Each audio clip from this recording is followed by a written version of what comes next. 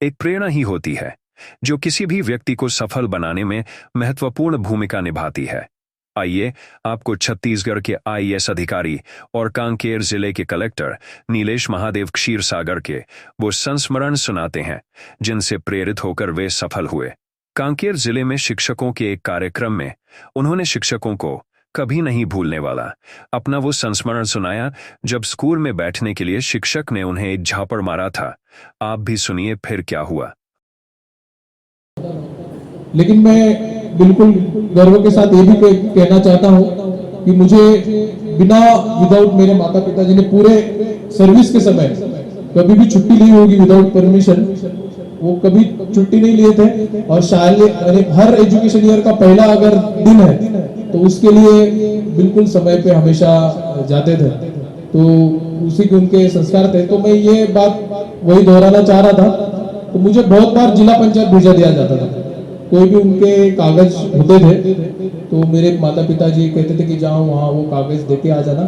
तो जिला पंचायत जाना एक बहुत रुक्ष सा और बहुत सा बोरिंग का काम रहता था। वहाँ मैं जब भी जाता था मुझे भगाया जाता था, नहीं कल आ जाओ, परसों आ जाओ। और मैं जाता ही था तो कोई बोलते यार कल आ जाना, परसों आ जाना, आज वो अधिकारी नहीं है, डेस्क ऑफिसर नहीं है। तो मैं अपना सुन के वापस चला जाता था, क्या ही बोलूंगा। तो मेरे घर वालों ने मुझे बहुत समझाया, अरे नहीं वहाँ थोड़ा बार्गेन करना पड़ता है, वहाँ थोड़ा अपना बात रखना पड़ेगा तभी तो कोई तुमको मिलेगा। लेकिन मैं दुख के साथ कहना चाह रहा हूँ कि मैं कभी भी सीख नहीं पाया। तो मेरा घर में अगर मेरा भाई चला जाए तो बिल्कुल काम करके लाता था। मैं जब भी जाऊं तो घर वाले बोलते थे कुछ नहीं कर पाएगा, इसको अगर वहाँ का डेस्क ऑफिसर भगा देगा तो ये वापस आ जाएगा। तो बोले तुम कुछ तो सीखो। तो मुझे तब से लगता था कि क्या अपना काम क्यों नहीं होता, अपना काम क्यों अटक जाता है, तो क्या कौन है कि जो अपना काम करा के दे सकता है। तो फिर मुझे पता चला, तब तक मैं कॉलेज में आ गया था, तब मुझे पता चला कि यहाँ एक सीओ साहब बैठते हैं जिनका कमरा बहुत ऊपर रहता है, जहाँ पे अपने के जाने के लिए पाबंदी अपन जा ही नहीं सकते। और वो जो रहते हैं वो संघ लोक सेवा आयोग यानी यूनियन पब्लिक सर्विस कमीशन की एग्जाम देके पास होके उस चेयर पे बैठते हैं। उन जब कहेंगे तो तत्काल काम हो जाता है।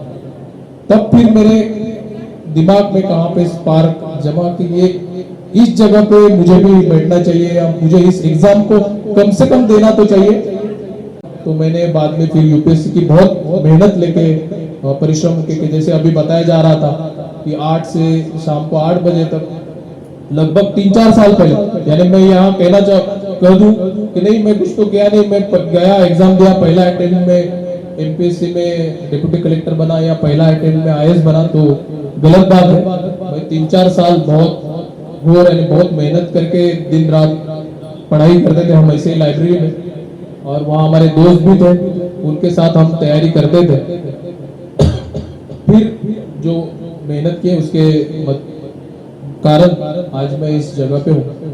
जो बात मैंने पिछले समय भानु प्रतापपुर में कही थी वो बिल्कुल सच बात है, उसमें कोई दोमत नहीं है। जब मैं, हालांकि मेरा उम्र नहीं हुआ था पहली कक्षा का, 5 ईयर्स का रहा होगा, 5.5 जस्ट जाने के उम्र में था।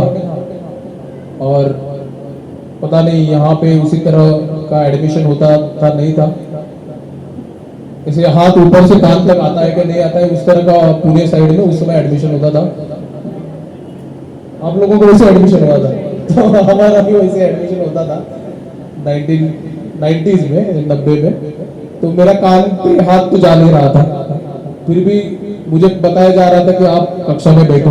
मेरी माँ उसी स्कूल में पढ़ाती थी, टीचर थी, तो मैं कभी भी वो फर्स्ट क्लास में नहीं बैठता था क्योंकि मेरा हाथ जाता ही नहीं था, मैं अदरवाइज एलिजिबल नहीं था, ऐसा मेरा मानना था। तो मेरा कहना था कि अगर मैं एलिजिबल नहीं हूँ पहले कक्षा के लिए तो मैं वहाँ पे स्कूल में नहीं बैठूंगा, जब मेरा एलिजिबल हो जाऊंगा तो बैठ जाऊंगा। तो माँ के साथ दिन भर मैं माँ के पल्लू को पकड़ के पूरा पकड़ के ही बैठता था और दिन भर वो स्कूल में घूमता रहता था। वहाँ एक टीचर थे, उनको उसी उम्र में भी, उनका उम्र ज्यादा नहीं था लेकिन 2-4 ही दांत बचे थे, तो उनको मराठी में बोलता है नहीं जिसको दांत नहीं है, ऐसे एक ही सरनेम के 2 लोग थे वहां पे। एक पहलवान हुआ करते थे, उनको पहलवान गुरुजी बोलते थे, और इनको दांत नहीं थे उनको बोलका बोलते थे। तो इन्होंने मुझे बहुत समझाया कि नहीं तू भी अपना कक्षा में बैठ, थोड़ा पढ़ाई कर, तुम्हारे घर के सब माता पिताजी टीचर है, तुम्हारा भाई भी पढ़ता है। तो मैंने एक दो बार नजरअंदाज किया। बाद में एक दिन उनको बहुत गुस्सा आया, तो उन्होंने मुझे एक ही थप्पड़ लगाई जोर से। तो मैं बहुत जोर से फिर रोना चालू कर दिया।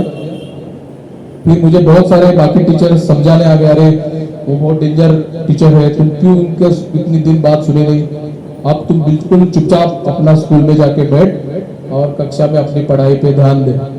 उस समय वहां पे एक सोसाइटी भी हुआ करती थी, कुछ कुछ रायपुर के स्कूलों में भी है, वहां पे जाके बुक्स देते हैं आपको लोन पे।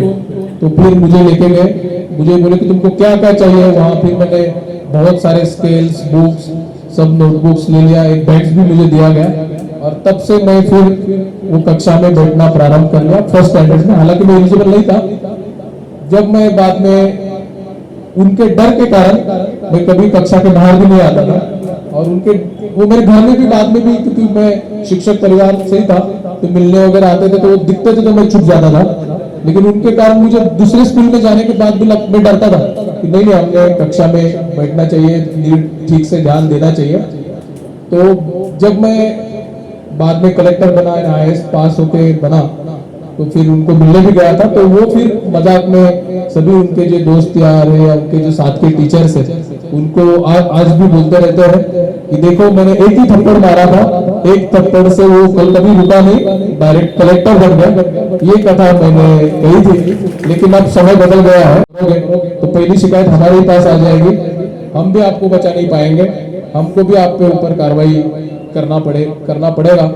और आज का समय भी बदल गया है, अगर कोई मार दे तो पहले पेरेंट्स से आ जाएंगे। मेरे माँ तो मेरे सामने थी, फिर भी उन्होंने मुझे एक थप्पड़ लगा दिया था। तो आज की स्थिति बहुत बदली है। तो इस तरह का कोई फिजिकल पनिशमेंट आप बिल्कुल मत कीजिए।